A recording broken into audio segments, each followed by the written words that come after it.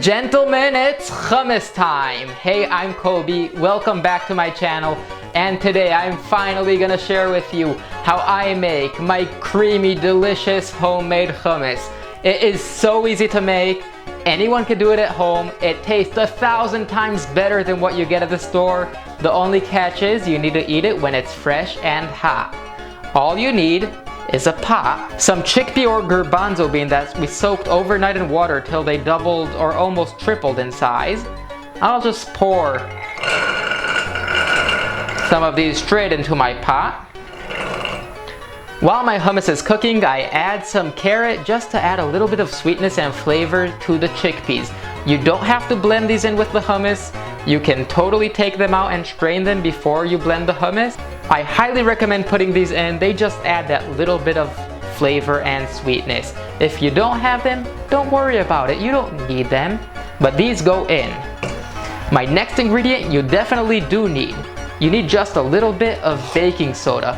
The baking soda is gonna make the chickpeas cook at least double as fast. If not, you're gonna be waiting all day for these to cook. And of course, they won't cook without some water. So we need to add water, plenty of water, throw it on the stovetop, and we're gonna check on it in about an hour to make sure it's cooking and it's getting soft. Now while your chickpeas are cooking, you better watch out, because if you're not careful, they're gonna start bubbling up and trying to make a mess. So you need to keep an eye on them. Don't let them get too crazy. Let them keep on cooking though. If that's happening, it's good. They have plenty of water and they're moving around. That means they're cooking. We'll check back on them in a little bit and make sure that they're nice and soft, and we'll make our hummus. We've all been waiting for this. These have been cooking for probably about an hour and 40 minutes, maybe 2 hours on a pretty high heat. I was making sure that they don't, bubble and go all over the place. But my chickpeas are here, they're hot, they're ready, and it is finally time to make our hummus. Here is what we do. I strained about half the water out of my chickpeas, but I don't want to get too much of the cooking water in there. A little bit is fine. I'm reserving some for later just in case I need to get some more later in there. Now, like I said before, you could take the carrots out. Personally, I don't mind having my carrots in my hummus. They're just gonna add a little bit of color and flavor, and they're soft as can be, and they're just gonna melt away.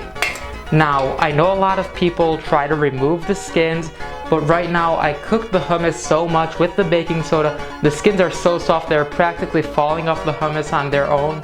And if they go in there, it doesn't matter. It's still gonna be creamy, it's still gonna be delicious. Let me just get all my chickpeas in there. I may want to reserve a couple spoonfuls of chickpeas just to put on top of the ready-made hummus for a garnish. I'll pour just a little bit of the cooking water in there. 1 clove of garlic going in. Some freshly squeezed lemon juice. Black pepper. A little generously. I like that little kick. Ground cumin. Nice healthy shake. Super important, don't forget to salt your hummus.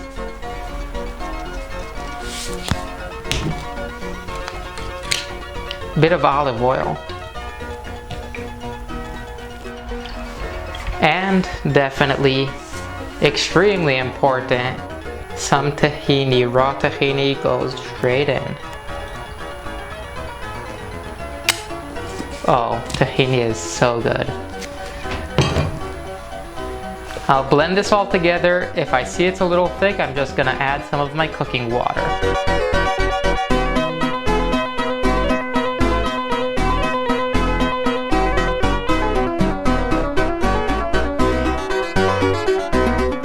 Now, once we are done blending our hummus, it may look a little liquidy and loose, but don't worry.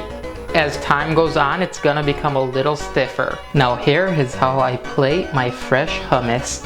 So, generous amount of hummus right in the center of the plate.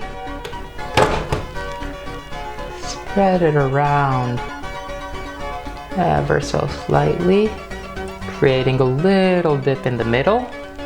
Right here I add some of my fresh hot chickpeas right in the middle over there. Couple of leaves just to make it gourmet. A little sprinkle of za'atar, a little bit of paprika, and last of all, most importantly, a nice drizzle of olive oil. And that is the perfect hummus. This is the moment of truth. I have my homemade hummus ready here. I drizzled a little bit of tahini on top. If you want to see how to make tahini, go check out the recipe. I have some freshly baked homemade pitas. I have a recipe for those as well. And you could also find a recipe for some falafel balls. But let's just grab a nice little piece of fresh, nice, fluffy homemade pita. Look at that pita, it's amazing. And let's taste this hummus finally and see what it's like. Get a little bit of all that goodness in there.